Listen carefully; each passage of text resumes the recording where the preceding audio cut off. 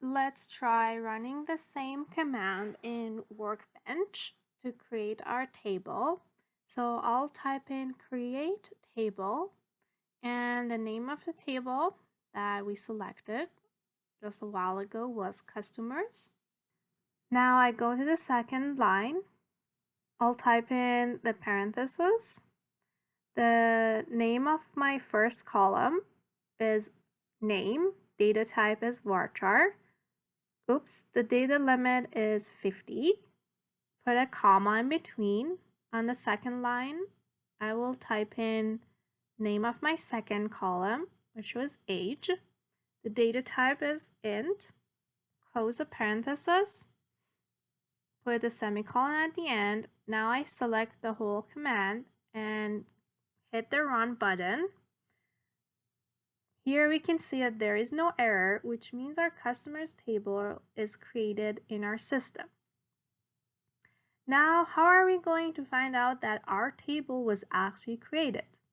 We will use the describe command. For that, I will type in DSC, which stands for describe. What table do we want to find out?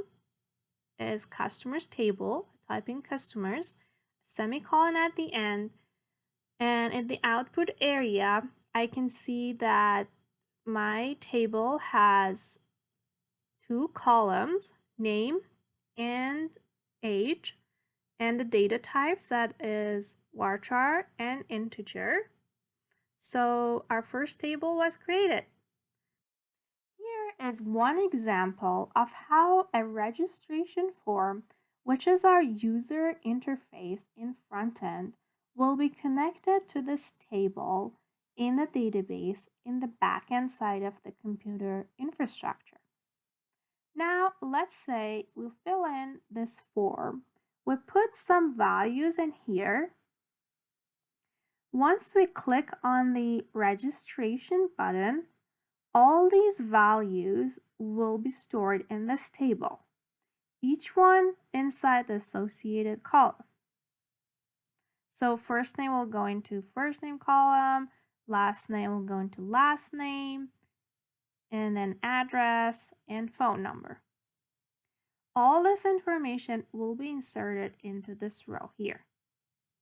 So our next command is to insert information like this into a table. Let's go to the command prompt and see how this data will be stored into our table. Now in this demo board, let's learn how to insert data into our table.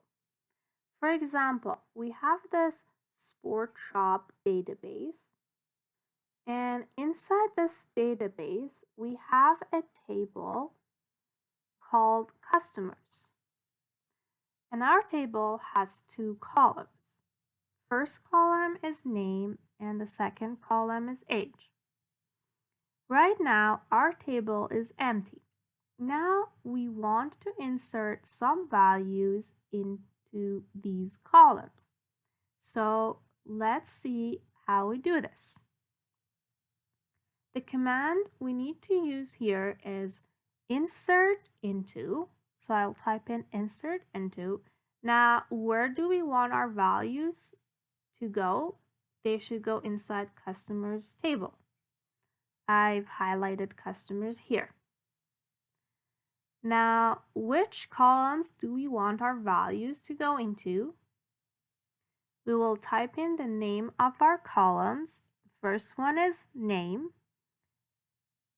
Second one is age. And I put these two inside parentheses. You can see they've been highlighted on the right side. Now we use the keyword values. And then we need to keep the exact order of our columns to insert the associated values into our table. So the first column is name, and name will be string, so I put it inside single quotations. Single quotation or double quotation doesn't matter. And the second column is age, so I put an integer data type like 25 in here, followed by a semicolon. After we run this command, we'll see that the new values we just typed will be inserted into the customers table. Now let's go and try this command in the workbench. Let's try our commands in the MySQL workbench. We will write insert into. Now, which table do we want to insert information into it? Customers table. We'll say insert into customers. Now we will start typing in the name of our columns. Name and age, age are the two columns that we have.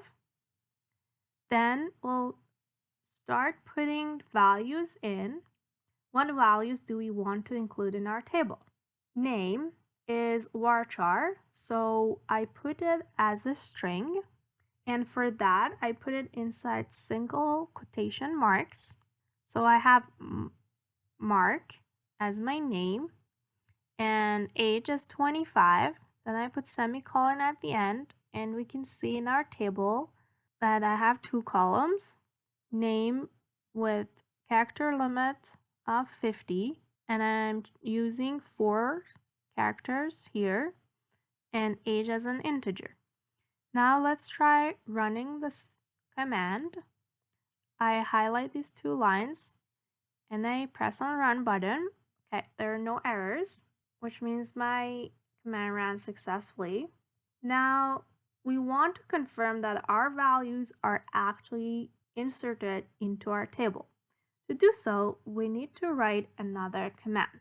It starts with select star from and the table name, just customers, and a semicolon at the end. So star here means I want to select everything in my table.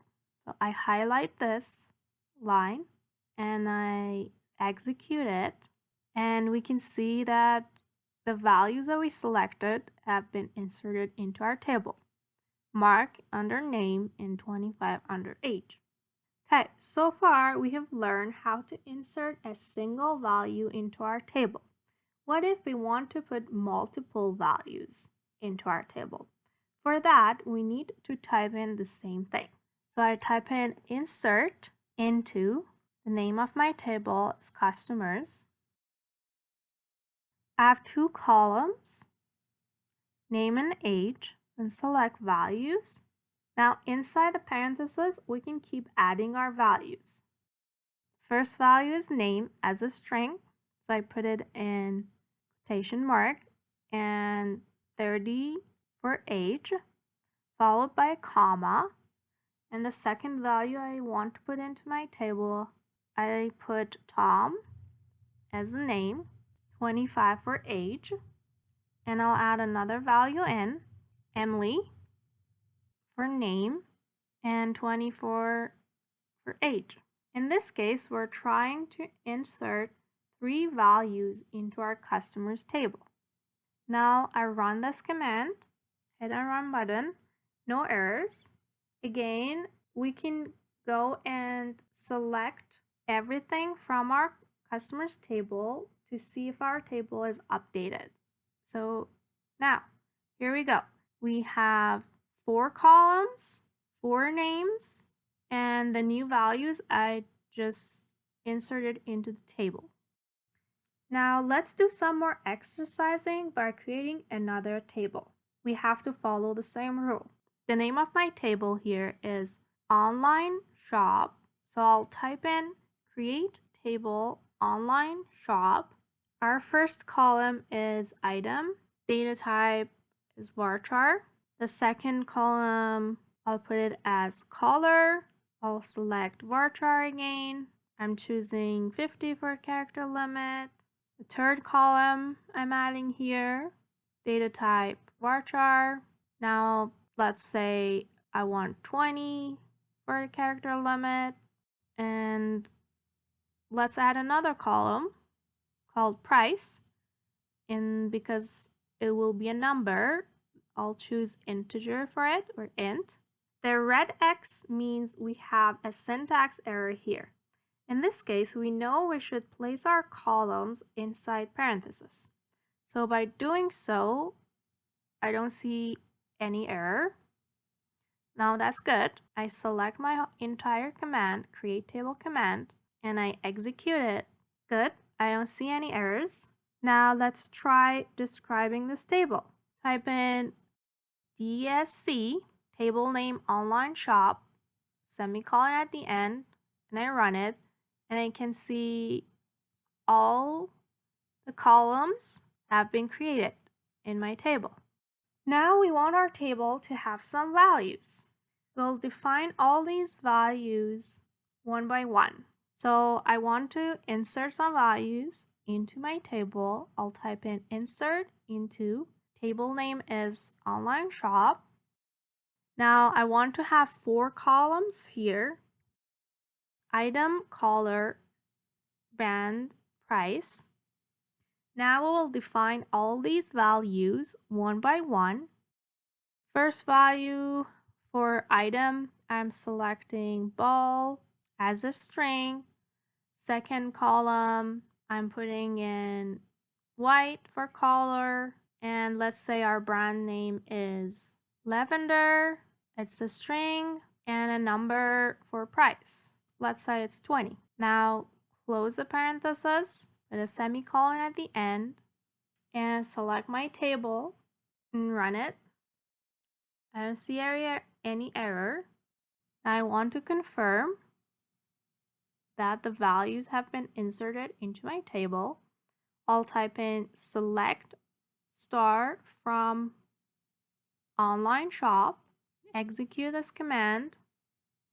I can see there is one row with 4 columns: item, color, brand, and price, with associated values being inserted into my table.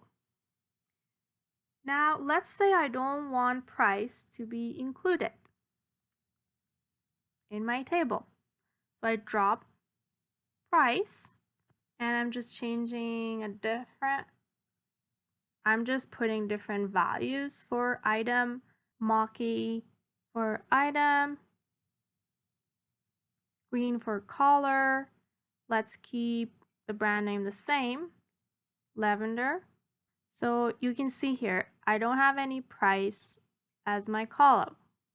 I don't have any value for that. Now I run the insert into command. I don't see any error. Now let's double check what happened in our table. Select everything from table, and you can see this time for price, I see null value. So this is important. Null is actually the default value. Now let's describe my table, and you can see under default everything is selected as null. So if we don't put any value into a column that already exists in our table, null will automatically show up. Null is the default value. And you can see under null, I can see yes, which means null value is actually allowed to be our default value. Again, if there is no value selected for our column, that column should accept the null value. Let's say we don't want to have a null value in the column of our table, and we want to make sure that there is always a value in our column. How do we do this? This will be our next topic. Let's go and find out.